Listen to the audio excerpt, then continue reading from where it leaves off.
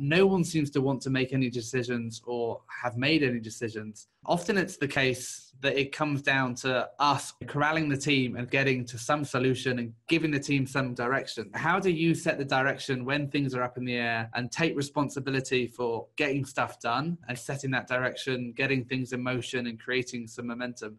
I try to break things down with as much information as possible, and then I can show everywhere where we don't have an answer. Well, how is it supposed to do this? We don't know. We need input on this. It can either do this or this. What are the pieces that you know? Put them together, find out the pieces you don't know, and then draw attention to the fact that you don't know those pieces. If they're critical pieces and blockers, you need to say that this is a blocker for this other work, and if we don't figure this out, this is what's going to happen. I think sometimes, especially with technical things that clients don't completely understand, it's nice sometimes to say, here's a couple of options and how they might work, because they might be like, I have no idea. I have no idea if the thing should blink. And you can explain, like, most of the time people do things that blink, and you can say, these are the ways that we can make it blink. So it's outlining what you know, highlighting what you don't know, and making people aware of the fact that if you don't know something, you can't move forward.